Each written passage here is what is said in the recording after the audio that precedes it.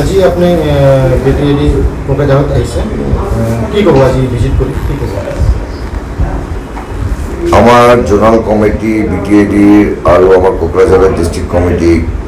গঠন করা হয়েছে এবং ইহাতে ভাল করে কাম করে আছে চাই মেলি বৰ ভাল লাগিল আর বহুত মানুষ আমার ইয়াতে রাষ্ট্রীয় জনকল্যাণকারী পরিষদের যোগদান করব বিচারি আছে তো আমি ইহঁতক স্বাগত জনাও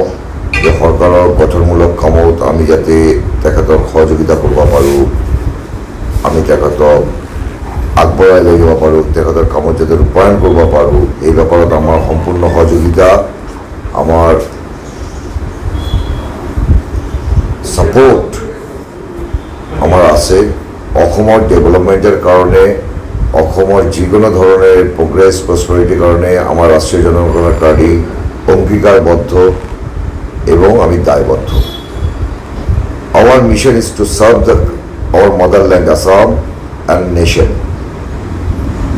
এবং আমি আজি আটাইতকৈ ভাল লাগিছে আমি আজি বিটিএডি জোনাল কমিটিৰ কাৰ্যকাৰিতা দেখি চাই পেলাই আৰু কোকৰাঝাৰ ডিষ্ট্ৰিক্ট কমিটিৰ কাৰ্যকাৰিতা চাই সিহঁতৰ প্ৰশংসনীয় কাৰ্যকৰী কৰিছে সিহঁতে তো আশা কৰোঁ আগামী দিনত সিহঁতে ৰাষ্ট্ৰীয় জনকল্যাণকাৰী পৰিষদক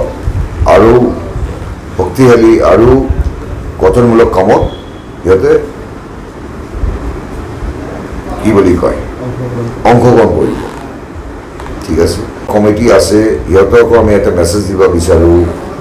যে সিহঁতৰ কামত যেনেকুৱা ধৰণে কাম কৰি আছে ৰাষ্ট্ৰীয় জনকল্যাণকাৰী পৰিষদে সেইফালে আজি আমাৰ ৰাজ্য কৰাৰ ক্ষেত্ৰত আমাৰ সহযোগিতা আগবঢ়াইছে এবং অংশগ্ৰহণ কৰিছে এইটো সঁচাকৈ প্ৰশংসনীয় আমি সদায় যিকোনো গঠনমূলক কামক সমৰ্থন কৰোঁ আমি সহযোগিতা কৰি এইটো আমি অঙ্গীকাৰবদ্ধ।